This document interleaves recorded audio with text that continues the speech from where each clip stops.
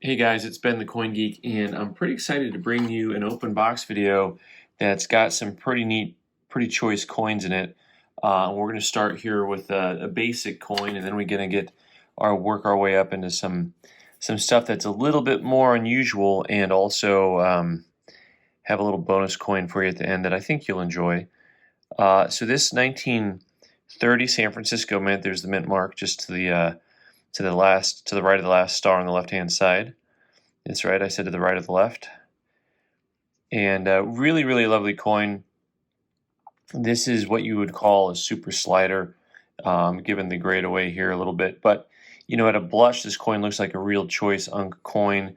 The hard thing is just find that little spots of wear on any given coin. You start to see really fine lines coming across the fields, especially on those high points. And that's what they'll talk about. The high points, of course, on this coin is going to be that long arching outer wing here that you see.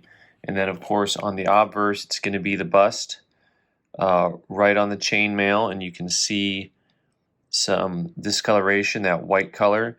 That is just a touch of wear. An AU58, but just a lovely, lovely coin. That is a coin that is, I don't know, in the 150 market, something like that, something in the 150 range.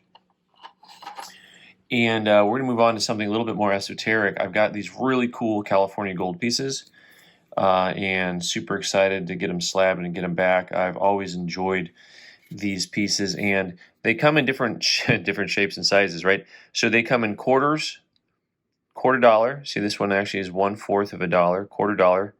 They say Cal on them, and they come in round or octagonal, and they come with either an Indian design or a Liberty design. There's the OG right there on the center. This is 1871. And I love the way they're carved, you know, just so inconsistent with a really big, one on there. Take a closer look here. See how that second one is just really, really fat. I like stuff like that. And the G looks to be a little bit doubled. There's a lot of different varieties on these, and they're really scarce their overall populations are really scarce. So this is graded by PCGS MS62. That BG number, that's identification number for these, number 840. So PCGS, for example, only has 144 of these graded. And so this is a coin that with that small of a mintage, or pardon me, availability just in the PCGS pop report, is still a coin that's probably in the $300 ballpark. So they're not crazy expensive. Now, if you want to collect all the varieties, there's plenty of crazy expensive. But if you're doing a typeset, so for a typeset on these, what you do is you just buy like a quarter, a half, and a dollar, and then you'd get them in the round and the octagonal, and you'd get them in the Indian, and you'd get them in the Liberty, right? So that coin has a population of 37 with 41 graded higher. And then next up, this is where it's fun also, 1855. Another little guy here. I love the toning on this coin. Look at that little bit of purple and stuff. I prefer, of course, to see that type of toning on a larger, you know, gold rush territorial piece. And this is, you know, the way they put these in the holders. I'd like to see NGC put these in the True View. This is actually an octagonal piece, but you can't tell. I mean, it's hard to tell, and can you tell from here? See, the one on the left is round, and the way it sits in the holder, the one on the right is octagonal. But they don't say it on the holder. They just have the BG number on the holder. But this is, again, a Liberty design with some really cool toning to it. $1/4, 1855. And PCGS called this an MS64.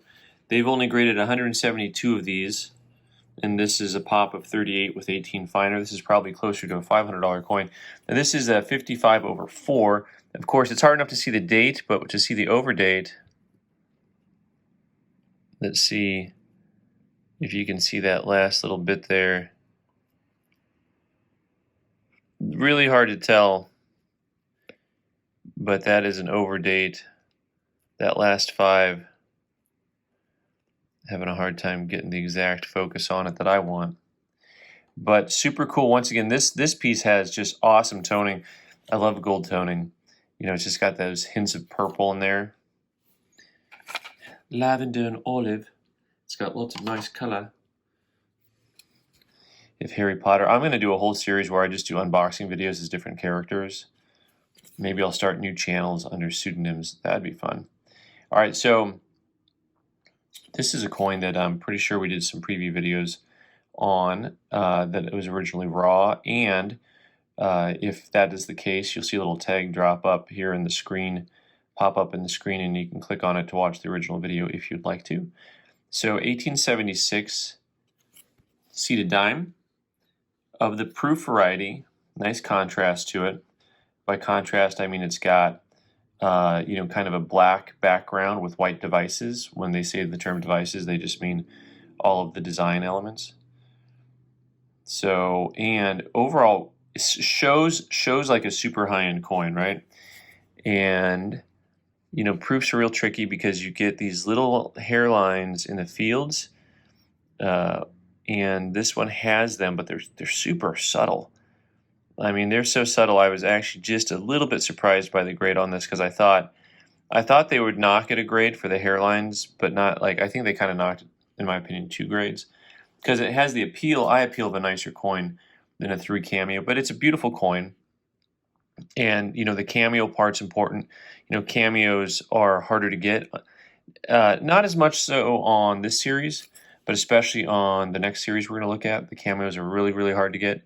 This is a coin that had a mintage of 1,250 pieces, and just a lovely, lovely example. Nice eye appeal, good looking coin. And these things trade kind of all over the place. You'll see them at auction and in different stores online, you know, $500 to $800 range. We'll do a little research and see what we think we can market this one at properly. But that's where I see them trading at. But just a really nice look to it. Lovely coin. And I think it came back a decent grade. Like I said, I would have been happy at a 4, but a 3. I understand why it's a 3. Next up, this is where you really get to play judge and jury. Some of you will remember this coin explicitly because it has the wow factor. So this is the type of thing that oftentimes, you know, you send to auction and you let a couple guys bid on it because the fields, especially on the back of this coin, the fields are immaculate. The contrast is superior to most proofs you'll see. This is another coin that has a decent mintage to it. In 1,938 pieces was the mintage. But the survival rate can't be all that high. You know, I'll talk in a minute about why I think this coin is, why I'm happy with the grade and disappointed with the grade all at the same time. And I think that I think the coin itself is probably a little bit nicer than, or maybe I'll put it this way. The value is hard to determine on some coins. When you get a coin that's kind of a superior quality coin, you price it for a little bit extra. We try to price coins that are things that you see quite a bit in the marketplace. So, you know, even coins, I mean, there's only a couple hundred of these guys, right? But still, you know, the market is not huge demand, so they're not super expensive. You know, a coin like this, though, you can hold this next to a dozen coins of the same grade and say, okay, who's going to pick what coin? Is this the coin that's going to get picked? A 65 red brown. So 65, I'm not going to squabble with that. The red brown, I'm not going to squabble with that. You know, my whole thing is I just had a coin that was a cameo on an Indian cent, and boy, did it look a lot like this coin. Now the reverse is 100% cameo. I mean, you can't.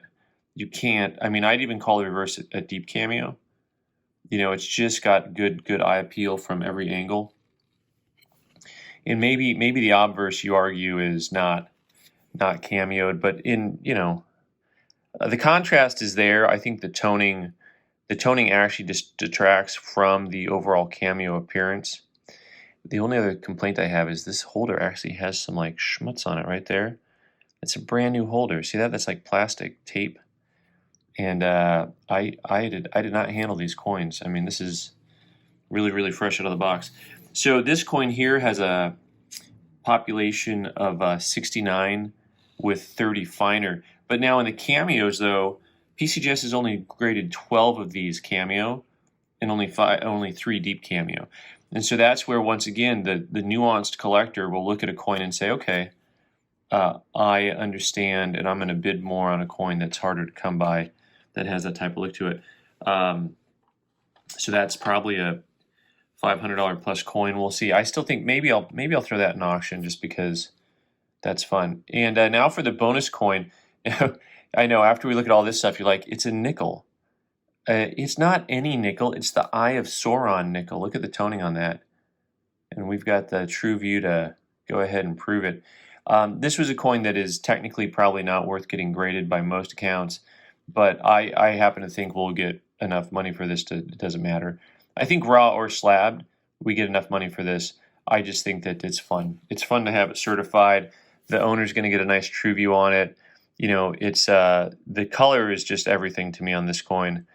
You know, something that people are going to pay up for. You know, if you're buying, imagine, you know, there's people that put sets together of everything, but if you have a toned typeset and you want a nice nickel, here it is. If you're trying to put together a toned set of Jefferson nickels, which, by the way, would be really, really challenging, you know, here it is. If you want a nickel that actually has eye appeal, poor nickels, come on now, don't pick on them. 1950D, MS65 plus. You know, you really need to get like 67s or something like that to get a grade that's going to jump a lot. But I happen to think that this coin will, I think if we put this on auction at eBay, it'll sell for $100. That's just my gut. That's my gut, and I'm sticking to it. All right, guys, thanks so much for watching. I'm Ben the Coin Geek. You can subscribe by clicking on the owl button in the corner and watch more videos on the right side of the screen. Thanks.